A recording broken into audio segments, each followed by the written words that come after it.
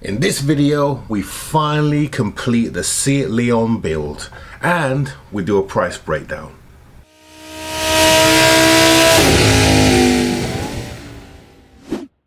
Hey everyone, and welcome to today's episode. We have got a lot to do today. We have a DPF to fix, and we want to get that fixed, and an MOT to do. Then we've got to bring the car back and clean the engine bay. We've got to fit the door cards to the back of the car, sort out the under trays underneath the wheel trim. I sure hope this is not going to be a long video. And then at the end of this video, we're going to do a price breakdown on what the Seat Leon has cost me to date. Right, so without further ado, let's crack on and get this car sorted. We have one job to do now. The one job that's stopping it from getting this MOT, and it's this guy here, DPF filter. So it's at 59% saturation, as I mentioned in our previous video. So what we need to do is we need to clean it. And to do that, we're going to be using this here. So this is called DPF 100. It's a German product from a company called Normfest. And essentially what we're going to do is we're going to take out this sensor here.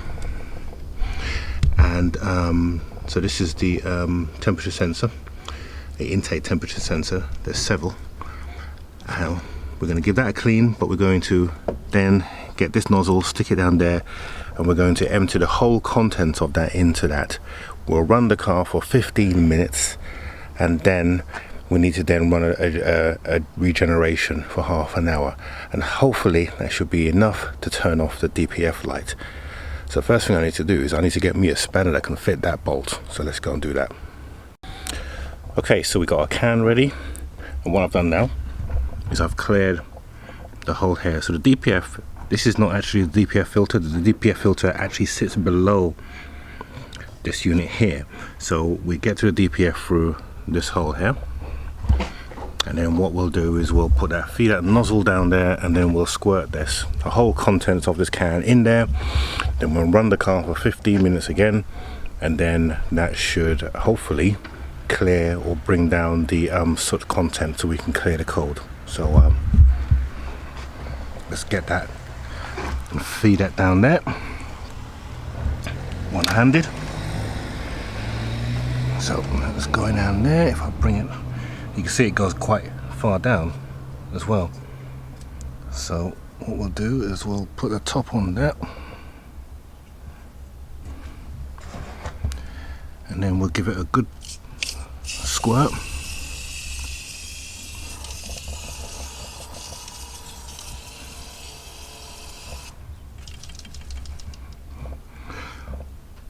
Leave it for 5 seconds, squirt again.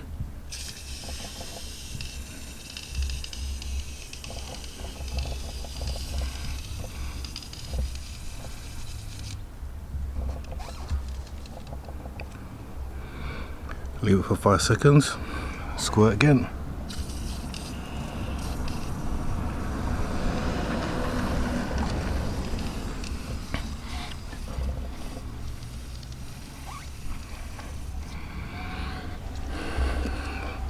Leave for 5 seconds. I'm just agitating the can so it continues to spray. And this time we're going to empty it all in.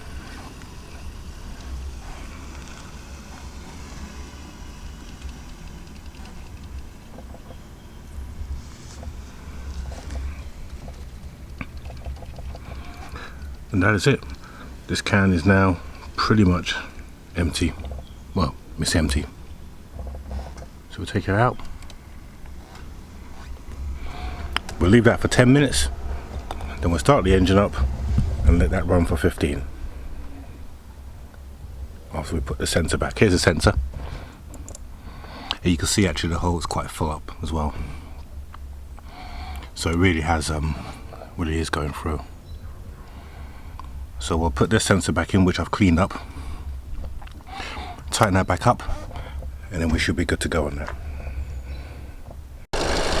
Okay, so that's stage 2 done. So the chemical is now in the car. We now have to run the car for 15 minutes to allow that to pass through. Then we're supposed to take the car for a 30-minute run. Okay, so a little bit of an update. I have now cleared that code So when I do a, let's go back, when I do a fault code, no codes are found. So I managed to, by putting the cleaner through, I've managed to flush out the DPF, and if you look here, you will see no more light. We are clear. So turn the engine off, key out the ignition, key back in ignition, start the car, all lights go off, and that is it, everyone. Last code has been cleared. I am so happy. This car can now go get its MOT, and we can finally get it sold. Hey, brilliant. Kind of made me, I was like, what? There you go. Say that again? So We are just here. explain the story. Yeah, okay, listen. Okay, so I was at a bar with my friends and some of his friends. And there it is, folks. We have passed our MOT. So we only got one advisory, which is tyre. That's really just consumable. Okay, so that means now we can now start cleaning this car up in earnest and getting this car put back together. So I've got a door card that needs to be put back, and a few other little bits and pieces and screws and whatnot that are missing from here. So we can put these bits back together and get this car sold in readiness for our next project. And this car does need a good old clean, so I can tell you that, because it's, ugh, look at that, still dirty. So we're going to clean all those bits up now that we can, now that we've got some purpose with the car parts, and we don't have to take it apart. So let's do that, get that done. Right, so now that we've got the car back from successfully passing its MOT, it's time to really get this car cleaned up and ready to be sold. So what we've got down here, we've got some Auto Finesse. So I've got some Verso, which is mixed up as 2 parts Verso to 3 parts water. And in here, we've got Drizzle, which will give us our final sheen for the plastics on the car. So we're going to use Verso to clean up here, which is really filthy and really dirty and grubby. So we're going to use a couple of brushes. I've got my Auto Finesse brush and a cheap brush just to really get on the grubby parts, because this is useless, whereas this I'm going to keep. And then of course inside here we've also got some rubbish and dirt and grime. This is the last piece of the car that really needs to be cleaned up. So once we've given this a good old clean, then this car is going to be in a fit state and ready to be coated with some drizzle to really make it pop. So without further ado, let's crack on.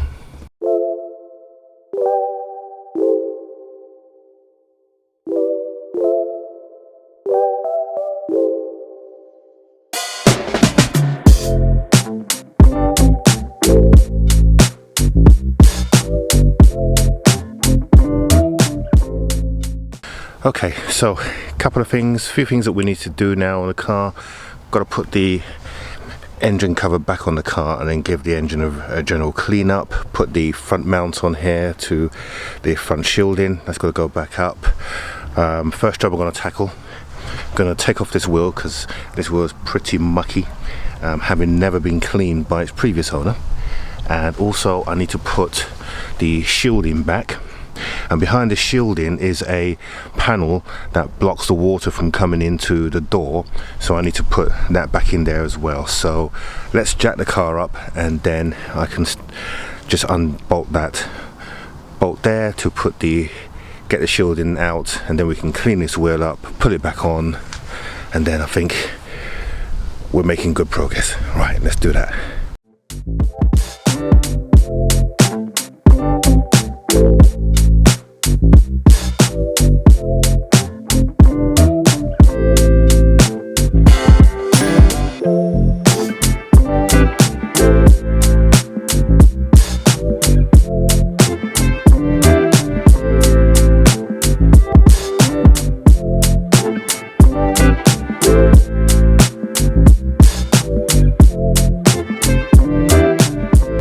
Okay, we just need to fit this door panel back onto the door, and then that will be it. Right, let's go on and do that.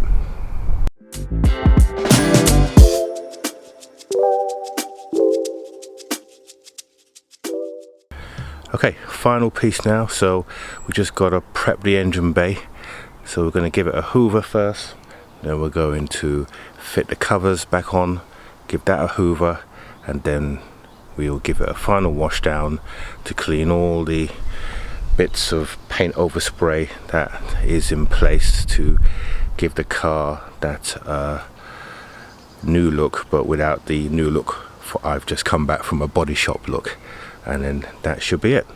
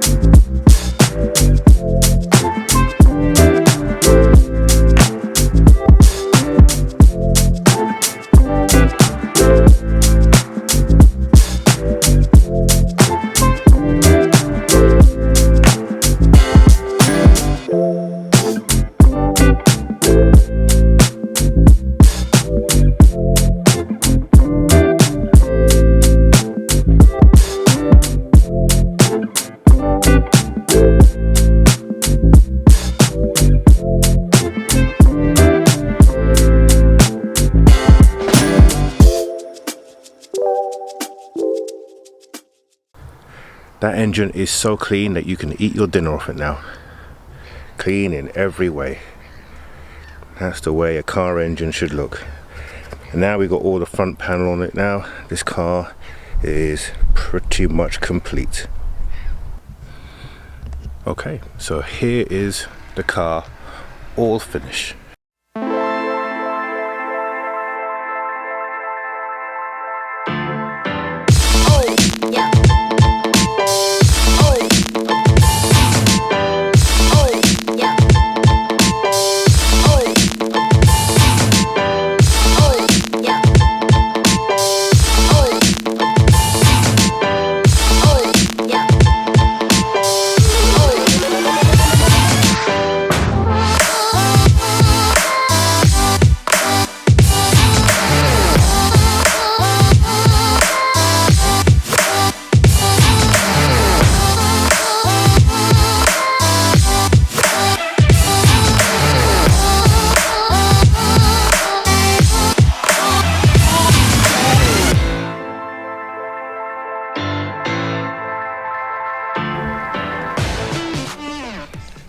So here's a car now in its final glory, basking in the sun.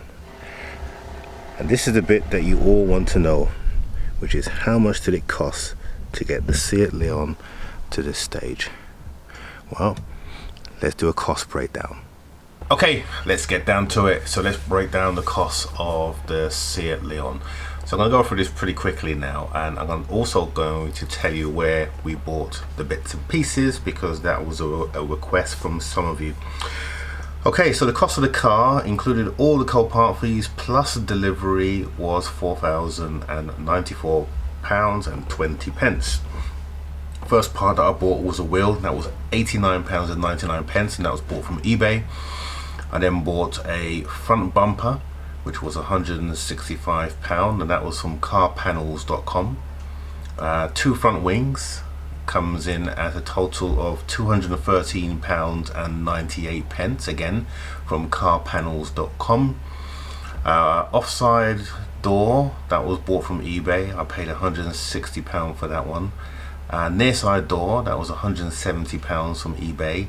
Steering rack, again from eBay, that was £70. The lower suspension arm was £45 from eBay. Bought some nuts and bolts from a company called Allfix. That was £2.20. The biggest expense bar the cost of the car was the paint job from Woodville and Stratton, but considering that they almost painted the whole car, the cost of £1,675 was certainly worth it. And then the final thing that I bought was the DPF filter to clean the DPF, which was £54. Now for 2 cans, and I got that from Euro Car Parts. Now I haven't included the MOT cost, because as far as I'm concerned, the MOT would have been up on that car regardless of whether it was a salvage car or not, and the car was during MOT. So and that's not a direct repair for the salvage. So the total cost is £6,739 and 37 pence, which is a lot more than I wanted to spend. But considering that this car second hand, with the kind of mileage that this car has, which is 38,000, is going on Auto Trader for around £8,000. So that's a significant saving over buying a car without a salvage title. So you can see the benefits in doing that. So this car is now going to be up for sale, and potentially I may be selling the car today. If I do, that's going to be great. We can then move on to our next project. Okay, so that's it for this week. Thank you all for viewing this this video and also subscribing. If you haven't subscribed, if you're seeing this for the first time, don't forget to subscribe below, and also give us a thumbs up, because that helps with the subscribers, the channel. So thank you guys.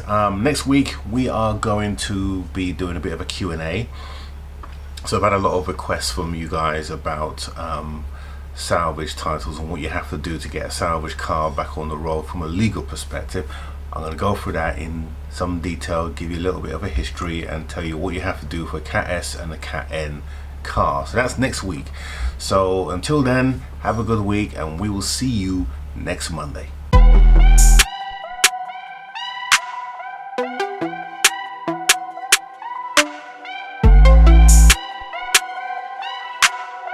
Thank you.